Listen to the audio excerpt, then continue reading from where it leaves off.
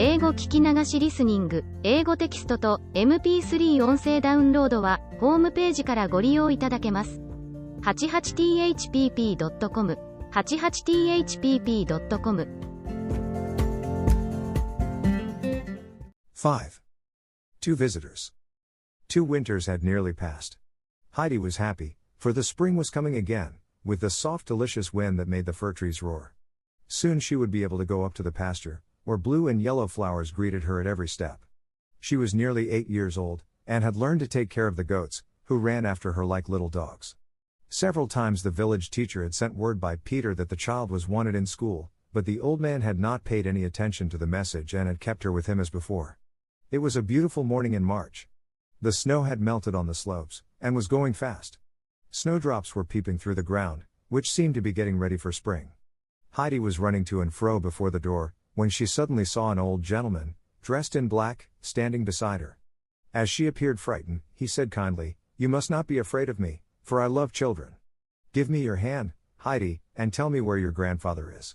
"He is inside, making round wooden spoons," the child replied, opening the door while she spoke.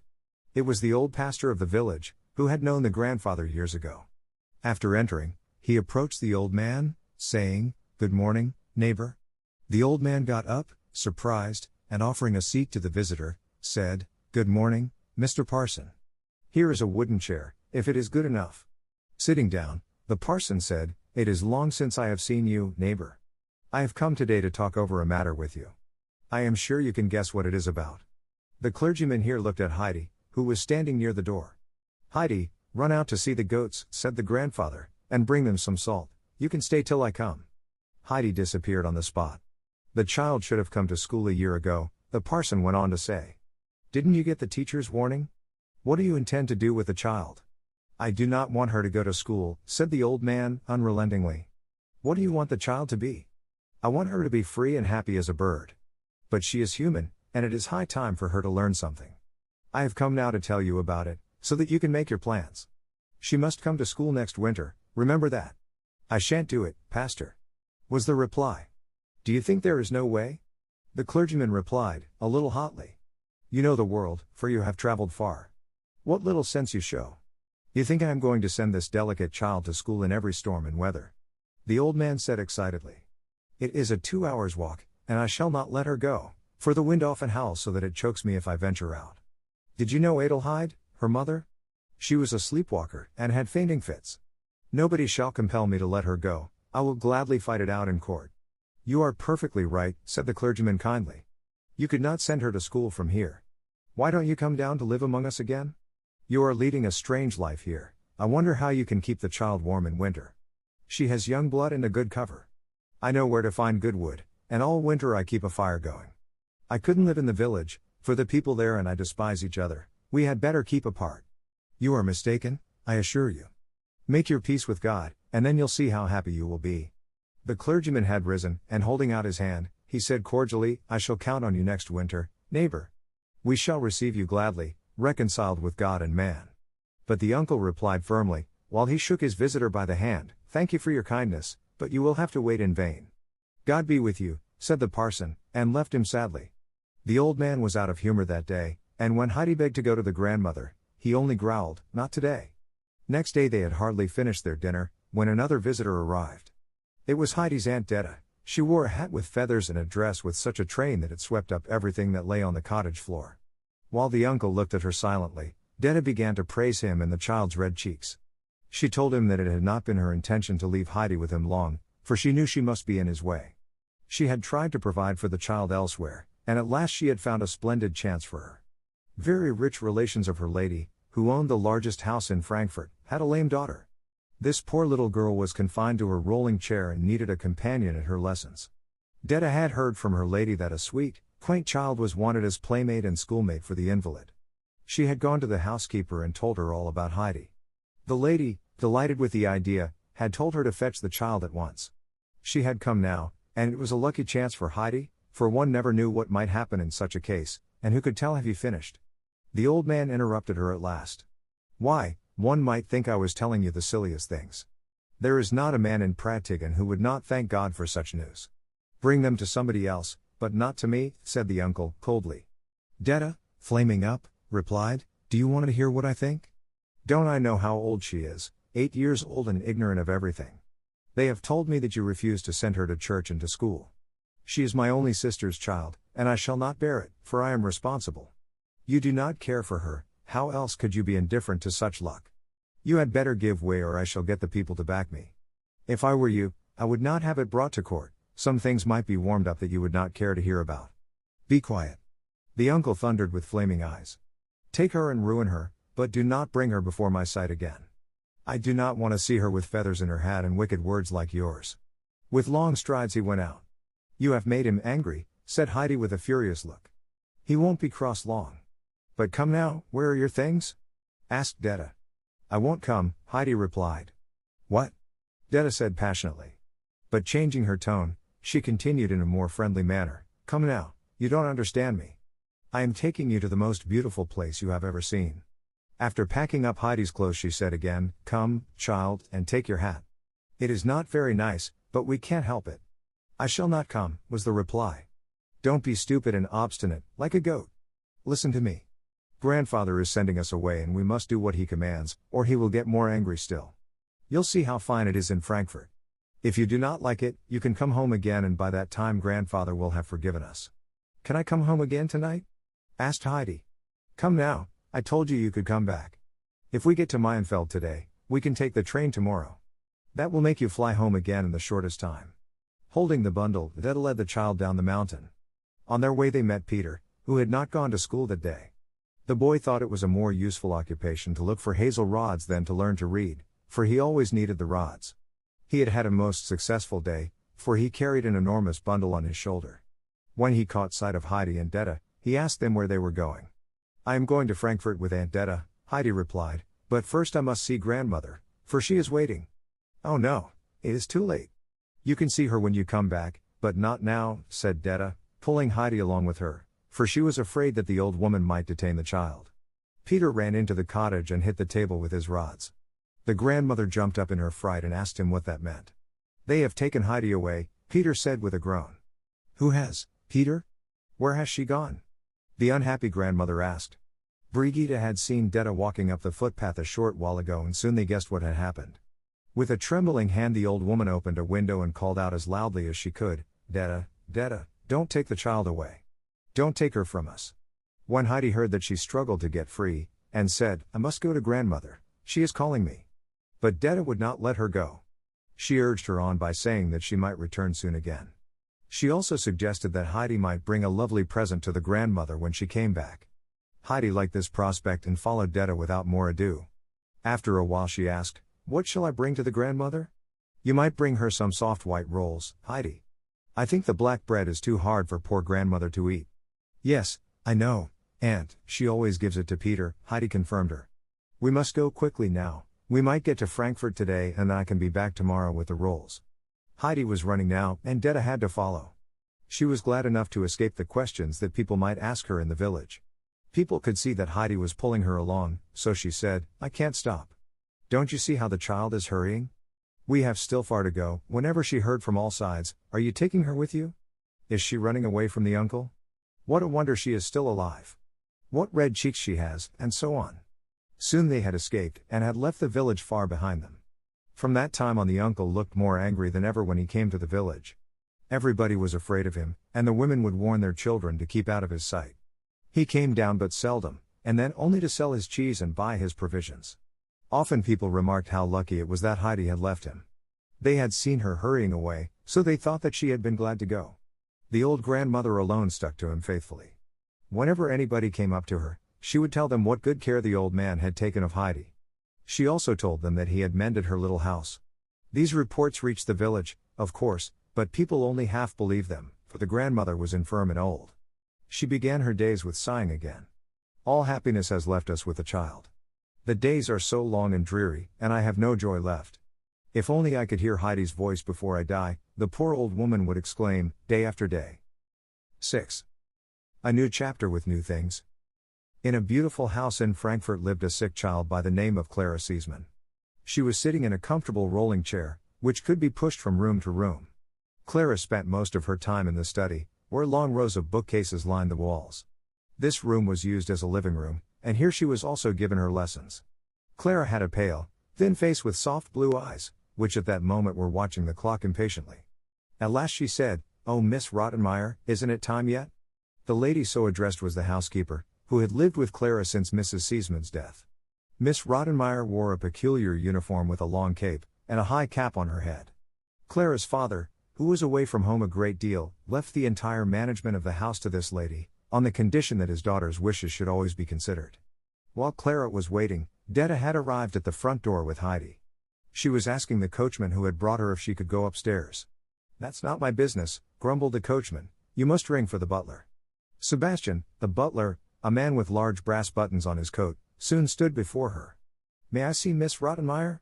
Detta asked. "That's not my business," the butler announced.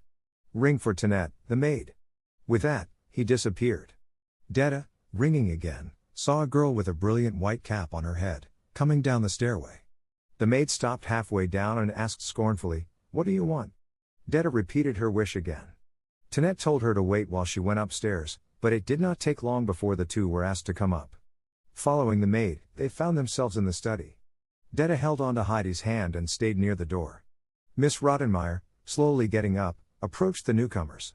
She did not seem pleased with Heidi, who wore her hat and shawl and was looking up at the lady's headdress with innocent wonder. "What is your name?" the lady asked. "Heidi," was the child's clear answer. "What? Is that a Christian name? What name did you receive in baptism?" inquired the lady again. "I don't remember that any more," the child replied. "What an answer! What does that mean?" said the housekeeper, shaking her head. "Is the child ignorant or pert, Miss Detta?" "I shall speak for the child, if I may, madam," Detta said, after giving Heidi a little blow for her unbecoming answer. "The child has never been in such a fine house and does not know how to behave. I hope the lady will forgive her manners. She is called Adelheid after her mother, who is my sister." "Oh well, that is better. But Miss Detta, the child seems peculiar for her age. I thought I told you that Miss Clara's companion would have to be 12 years old like her, to be able to share her studies. How old is Adelheid?" "I am sorry, but I am afraid she is somewhat younger than I thought. I think she is about 10 years old." "Grandfather said that I was 8 years old," said Heidi now. Detta gave her another blow, but as the child had no idea why, she did not get embarrassed. "What, only 8 years old?" Miss Rottenmeier exclaimed indignantly. "How can we get along? What have you learned? What books have you studied?" "None," said Heidi. "But how did you learn to read?" "I can't read and Peter can't do it either," Heidi retorted.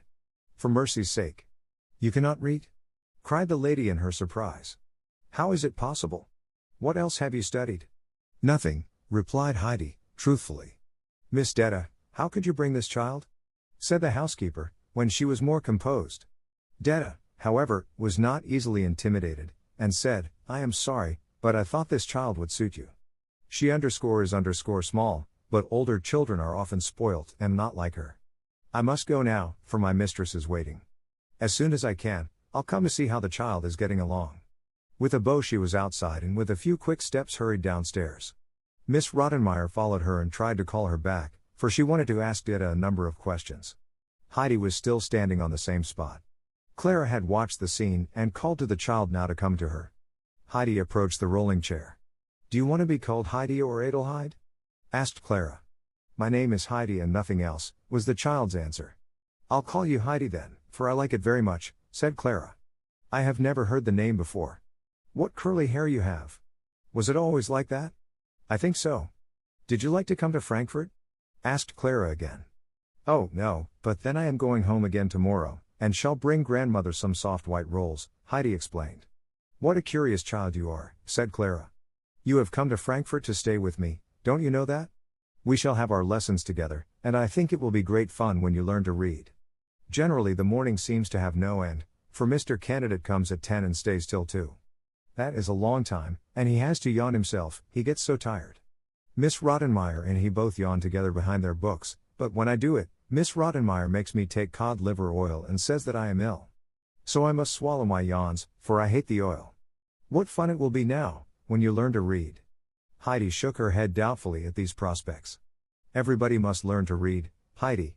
Mr. Candidate is very patient and will explain it all to you. You won't know what he means at first, for it is difficult to understand him. It won't take long to learn, though, and then you will know what he means." When Miss Rottenmeier found that she was unable to recall data, she came back to the children. She was in a very excited mood, for she felt responsible for Heidi's coming and did not know how to cancel this unfortunate step. She soon got up again to go to the dining room, criticizing the butler and giving orders to the maid. Sebastian, not daring to show his rage otherwise, noisily opened the folding doors. When he went up to Clara's chair, he saw Heidi watching him intently. At last she said, "You look like Peter." Miss Rottenmeier was horrified with this remark, and sent them all into the dining room. After Clara was lifted onto her chair, the housekeeper sat down beside her. Heidi was motioned to sit opposite the lady. In that way they were placed at the enormous table. When Heidi saw a roll on her plate, she turned to Sebastian, and pointing at it, asked, "Can I have this?" Heidi had already great confidence in the butler, especially on account of the resemblance she had discovered. The butler nodded, and when he saw Heidi put the bread in her pocket, could hardly keep from laughing. He came to Heidi now with a dish of small baked fishes. For a long time the child did not move, then turning her eyes to the butler, she said, "Must I eat that?" Sebastian nodded, but another pause ensued. "Why don't you give it to me?" the child quietly asked, looking at her plate. The butler, hardly able to keep his countenance, was told to place the dish on the table and leave the room. When he was gone, Miss Rottenmeier explained to Heidi with many signs how to help herself at table. She also told her never to speak to Sebastian unless it was important. After that the child was told how to accost the servants and the governess. When the question came up of how to call Clara, the older girl said, "Of course you shall call me Clara." A great many rules followed now about behavior at all times, about the shutting of doors and about going to bed, and 100 other things. Poor Heidi's eyes were closing, for she had risen at 5 that morning, and leaning against her chair she fell asleep. When Miss Rottenmeier had finished instructions, she said, "I hope you will remember everything, Adelheid. Did you understand me?" "Heidi went to sleep a long time ago," said Clara, highly amused.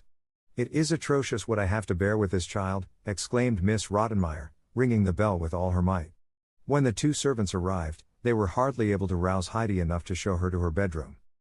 7. Miss Rottenmeier has an uncomfortable day. When Heidi opened her eyes next morning, she did not know where she was. She found herself on a high white bed in a spacious room. Looking around she observed long white curtains before the windows, several chairs, and a sofa covered with cretonne. In a corner she saw a washstand with many curious things standing on it. Suddenly Heidi remembered all the happenings of the previous day. Jumping out of bed, she dressed in a great hurry. She was eager to look at the sky and the ground below, as she had always done at home. What was her disappointment when she found that the windows were too high for her to see anything except the walls and windows opposite. Trying to open them, she turned from one to the other, but in vain. The poor child felt like a little bird that is placed in a glittering cage for the first time. At last she had to resign herself, and sat down on a low stool, thinking of the melting snow on the slopes and the first flowers of spring that she had hailed with such delight. Suddenly Tinette opened the door and said curtly, "Breakfast's ready." Heidi did not take this for a summons, for the maid's face was scornful and forbidding. She was waiting patiently for what would happen next, when Miss Rottenmeier burst into the room, saying, "What is the matter, Adelheid? Didn't you understand? Come to breakfast." Heidi immediately followed the lady into the dining room, where Clara greeted her with a smile. She looked much happier than usual, for she expected new things to happen that day. When breakfast had passed without disturbance, the 2 children were allowed to go into the library together and were soon left alone. "How can I see down to the ground?" Heidi asked. "Open a window and peep out," replied Clara, amused at the question. "But it is impossible to open them," Heidi said, sadly. "Oh no. You can't do it and I can't help you, either, but if you ask Sebastian he'll do it for you." Heidi was relieved. The poor child had felt like a prisoner in her room. Clara now asked Heidi what her home had been like, and Heidi told her gladly about her life in the hut. The tutor had arrived in the meantime, but he was not asked to go to the study as usual. Miss Rottenmeier was very much excited about Heidi's coming and all the complications that arose therefrom. She was really responsible for it, having arranged everything herself. She presented the unfortunate case before the teacher, for she wanted him to help her to get rid of the child. Mr. Candidate, however, was always careful of his judgments, and not afraid of teaching beginners. When the lady saw that he would not side with her, she let him enter the study alone, for the A.B.C. held great horrors for her. While she considered many problems, a frightful noise as of something falling was heard in the adjoining room, followed by a cry to Sebastian for help. Running in, she beheld a pile of books and papers on the floor, with the table cover on top. A black stream of ink flowed across the length of the room. Heidi had disappeared. "There," Miss Rottenmeier exclaimed, wringing her hands. "Everything drenched with ink. Did such a thing ever happen before? This child brings nothing but misfortunes on us." The teacher was standing up, looking at the devastation, but Clara was highly entertained by these events, and said, "Heidi has not done it on purpose and must not be punished." In her hurry to get away, she caught on the table cover and pulled it down. I think she must never have seen a coach in all her life, for when she heard a carriage rumbling by, she rushed out like mad. "Didn't I tell you, Mr. Candidate, that she has no idea whatever about behavior? She does not even know that she has to sit quiet at her lessons. But where has she gone? What would Mr. Seesman say if she should run away?" When Miss Rottenmeier went downstairs to look for the child, she saw her standing at the open door, looking down the street. "What are you doing here? How can you run away like that?" scolded Miss Rottenmeier. "I heard the fir trees rustle, but I can't see them and do not hear them any more," replied Heidi, looking in great perplexity down the street. The noise of the passing carriage had reminded her of the roaring of the south wind on the Alp. "Fir trees? What nonsense! We are not in a wood. Come with me now to see what you have done." When Heidi saw the devastation that she had caused, she was greatly surprised, for she had not noticed it in her hurry. "This must never happen again," said the lady sternly. "You must sit quiet at your lessons. If you get up again, I shall tie you to your chair. Do you hear me?" Heidi understood, and gave a promise to sit quietly during her lessons from that time on. After the servants had straightened the room, it was late and there was no more time for studies. Nobody had time to yawn that morning. In the afternoon, while Clara was resting, Heidi was left to herself. She planted herself in the hall and waited for the butler to come upstairs with the silver things. When he reached the head of the stairs, she said to him, "I want to ask you something." She saw that the butler seemed angry, so she reassured him by saying that she did not mean any harm. "All right, miss, what is it?" "My name is not Miss, why don't you call me Heidi?" "Miss Rottenmeier told me to call you Miss." "Did she? Well then, it must be so. I have 3 names already," sighed the child. "What can I do for you?" asked Sebastian now. "Can you open a window for me?" "Certainly," he replied. Sebastian got a stool for Heidi, for the windowsill was too high for her to see over. In great disappointment, Heidi turned her head away. "I don't see anything but a street of stone. Is it the same way on the other side of the house?" "Yes." "Where do you go to look far down on everything?" "On a church tower. Do you see that one over there with the golden dome? From there you can overlook everything." Heidi immediately stepped down from the stool and ran downstairs. Opening the door, she found herself in the street, but she could not see the tower anymore. She wandered on from street to street, not daring to accost any of the busy people. Passing a corner, she saw a boy who had a barrel organ on his back and a curious animal on his arm. Heidi ran to him and asked, "Where is the tower with the golden dome?" "Don't know," was the reply. "Who can tell me?" "Don't know."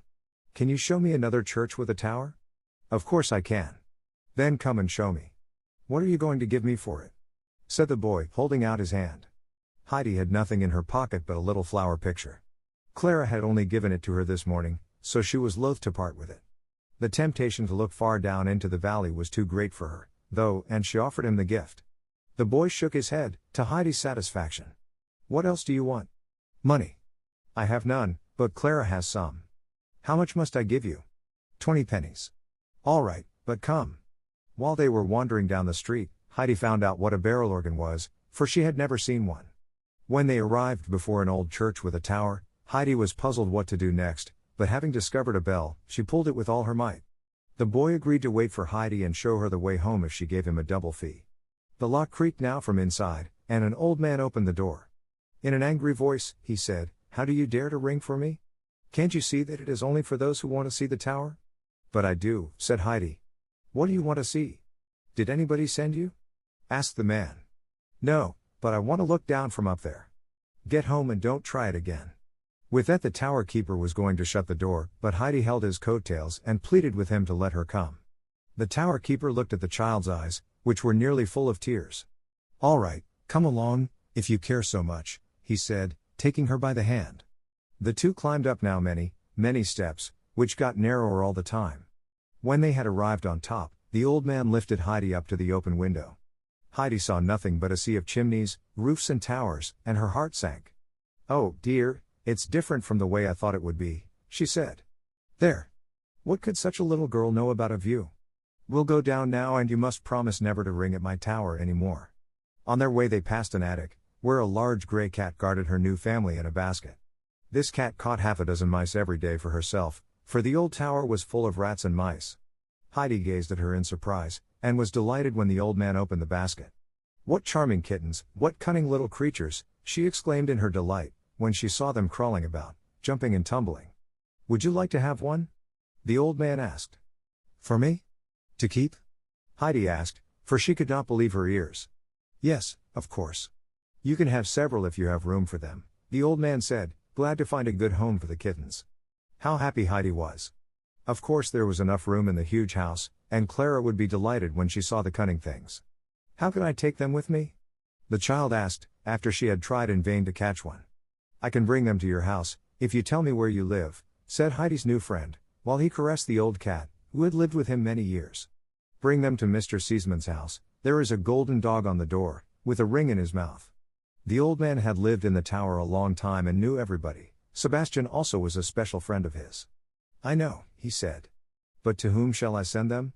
Do you belong to Mr. Seesman? No. Please send them to Clara, she will like them, I am sure. Heidi could hardly tear herself away from the pretty things, so the old man put one kitten in each of her pockets to console her. After that she went away. The boy was waiting patiently for her, and when she had taken leave of the tower keeper, she asked the boy, Do you know where Mr. Seesman's house is? No, was the reply. She described it as well as she could, till the boy remembered it. Off they started, and soon Heidi found herself pulling the doorbell. When Sebastian arrived he said, Hurry up. Heidi went in, and the boy was left outside, for Sebastian had not even seen him. Come up quickly, little miss, he urged. They are all waiting for you in the dining room. Miss Rottenmeier looks like a loaded cannon. How could you run away like that? Heidi sat down quietly on her chair. Nobody said a word, and there was an uncomfortable silence. At last Miss Rottenmeier began with a severe and solemn voice, I shall speak with you later, Adelheid. How can you leave the house without a word? Your behavior was very remiss. The idea of walking about till so late. Meow. Was the reply. I didn't, Heidi began meow. Sebastian nearly flung the dish on the table, and disappeared. This is enough, Miss Rottenmeier tried to say, but her voice was hoarse with fury. Get up and leave the room. Heidi got up. She began again. I made meow. Meow. Meow exclamation mark Heidi, said Clara now, why do you always say meow again, if you see that Miss Rottenmeier is angry? I am not doing it, it's the kittens, she explained. What? Cats? Kittens? Screamed the housekeeper. Sebastian, Tinette, take the horrible things away. With that she ran into the study, locking herself in, for she feared kittens beyond anything on earth. When Sebastian had finished his laugh, he came into the room. He had foreseen the excitement, having caught sight of the kittens when Heidi came in. The scene was a very peaceful one now. Clara held the little kittens in her lap, and Heidi was kneeling beside her. They both played happily with the two graceful creatures. The butler promised to look after the newcomers and prepared a bed for them in a basket. A long time afterwards, when it was time to go to bed, Miss Rottenmeier cautiously opened the door. Are they away? She asked. Yes, replied the butler, quickly seizing the kittens and taking them away. The lecture that Miss Rottenmeier was going to give Heidi was postponed to the following day, for the lady was too much exhausted after her fright. They all went quietly to bed, and the children were happy in the thought that their kittens had a comfortable bed. 8. Great disturbances in the Seesman house. A short time after the tutor had arrived next morning, the doorbell rang so violently that Sebastian thought it must be Mr. Seesman himself. What was his surprise when a dirty street boy, with a barrel organ on his back, stood before him. What do you mean by pulling the bell like that? The butler said. I want to see Clara. Can't you at least say Miss Clara, you ragged urchin? Said Sebastian harshly. She owes me 40 pennies, said the boy. You're crazy. How do you know Miss Clara lives here? I showed her the way yesterday and she promised to give me 40 pennies. What nonsense. Miss Clara never goes out. You had better take yourself off, before I send you. The boy, however, did not even budge, and said, I saw her. She has curly hair, black eyes and talks in a funny way.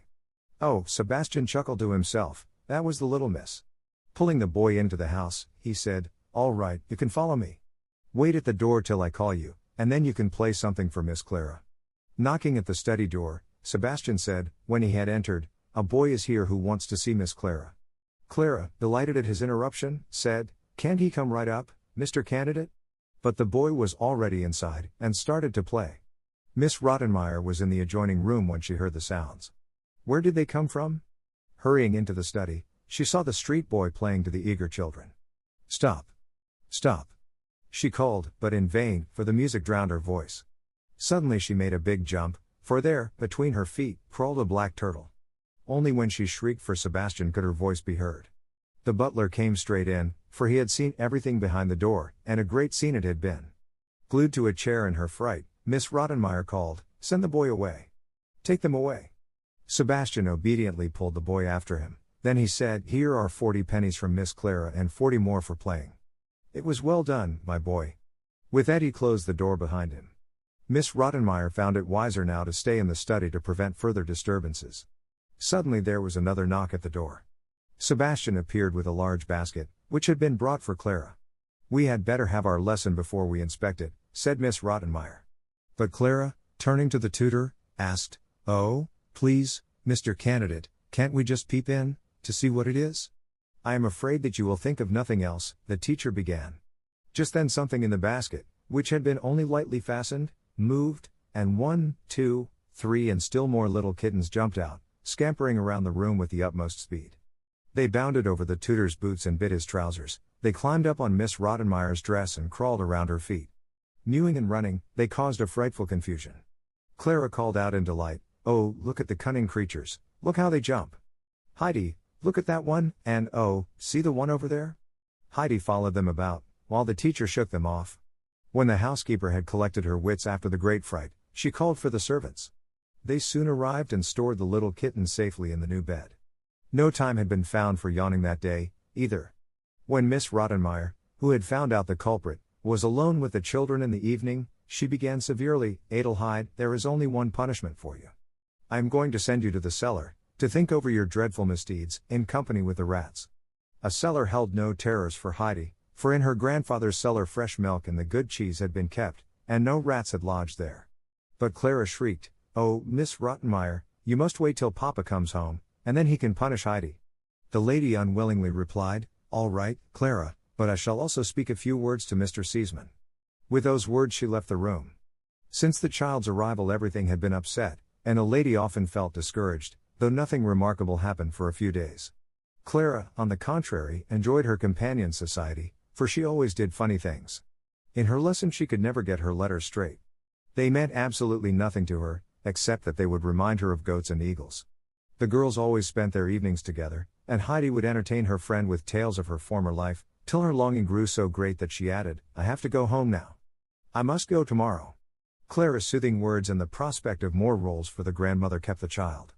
Every day after dinner she was left alone in her room for some hours.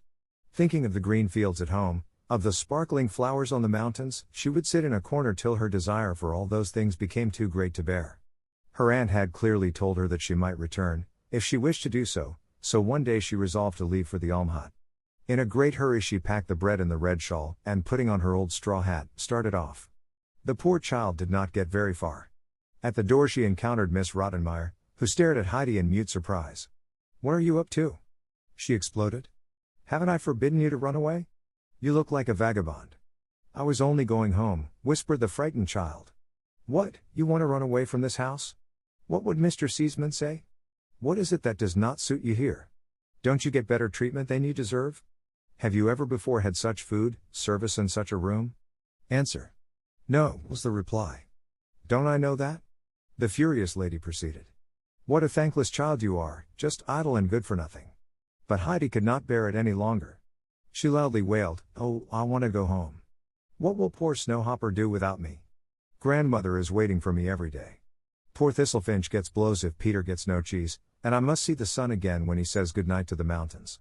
How the eagle would screech if he saw all the people here in Frankfurt. For mercy's sake, the child is crazy," exclaimed Miss Rottenmeier, running up the stairs.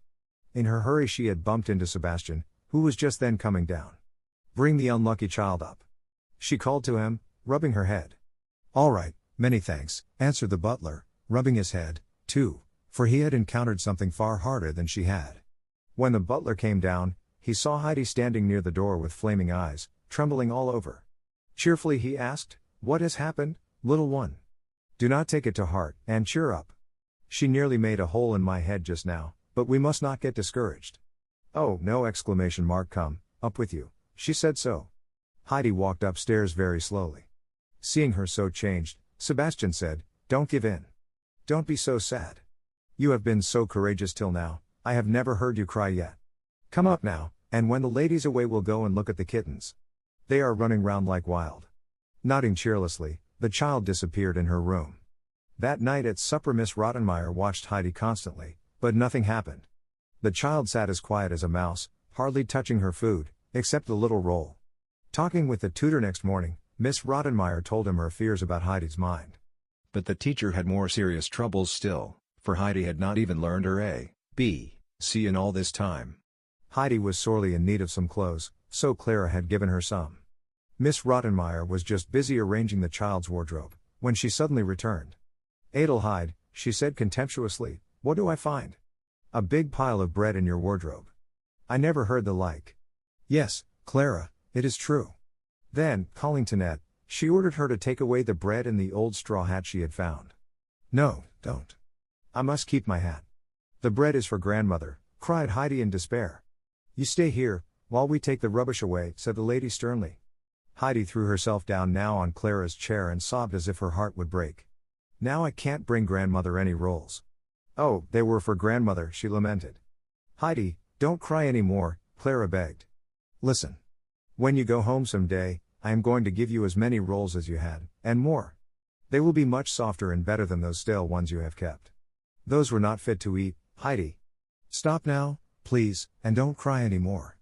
Only after a long, long time did Heidi become quiet. When she had heard Clara's promise, she cried, "Are you really going to give me as many as I had?" At supper, Heidi's eyes were swollen and it was still hard for her to keep from crying. Sebastian made strange signs to her that she did not understand.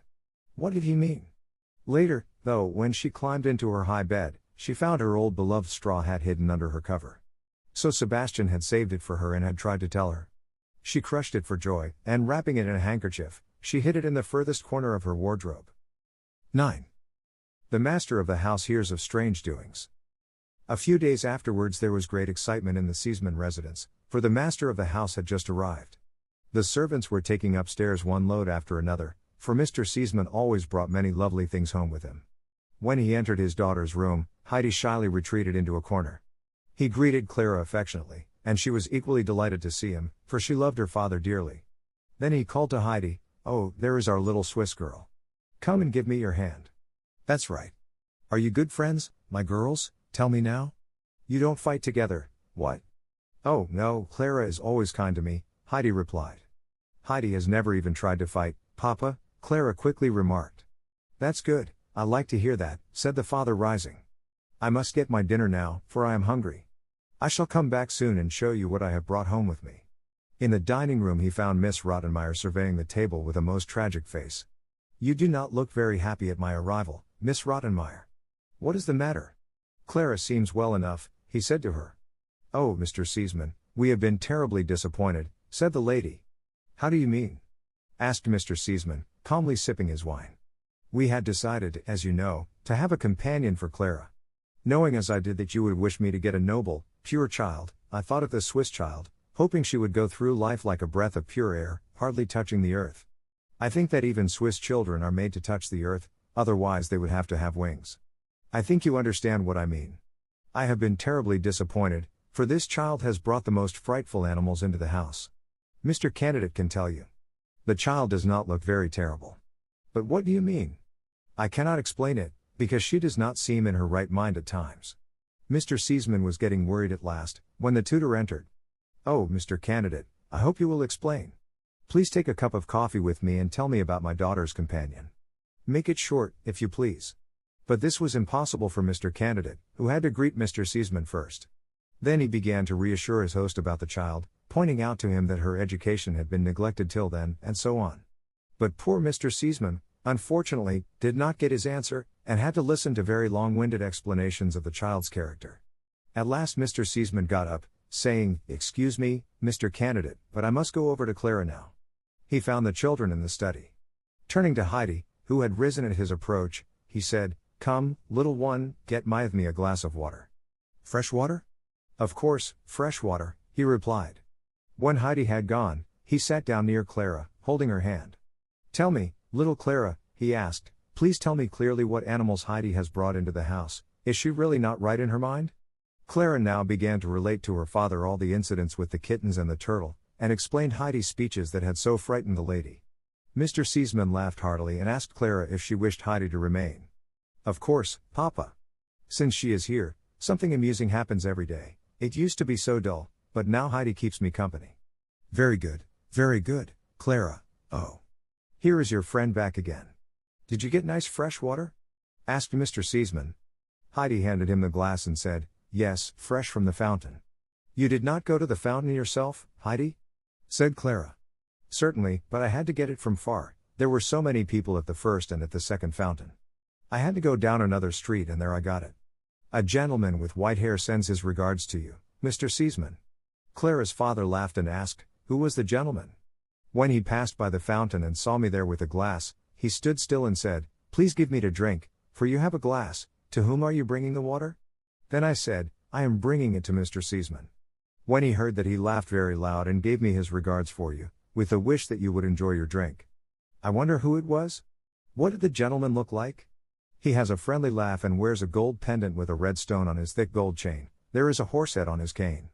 "Oh, that was the doctor, that was my old doctor," exclaimed father and daughter at the same time. In the evening, Mr. Seesman told Miss Rottenmeier that Heidi was going to remain, for the children were very fond of each other and he found Heidi normal and very sweet. "I want the child to be treated kindly," Mr. Seesman added decidedly. "Her peculiarities must not be punished. My mother is coming very soon to stay here, and she will help you to manage the child, for there is nobody in this world that my mother could not get along with, as you know, Miss Rottenmeier." "Of course, I know that, Mr. Seesman," replied the lady, but she was not very much pleased at the prospect. Mr. Seesman only stayed 2 weeks, for his business called him back to Paris. He consoled his daughter by telling her that his mother was coming in a very few days. Mr. Seesman had hardly left, when the grandmother's visit was announced for the following day. Clara was looking forward to this visit, and told Heidi so much about her dear grandmama that Heidi also began to call her by that name, to Miss Rottenmeier's disapproval, who thought that the child was not entitled to this intimacy. 物語の続きは、ホームページからお聞きいただけます。また、テキスト、MP3 ダウンロードも合わせてご利用ください。88thpp.com 88thpp.com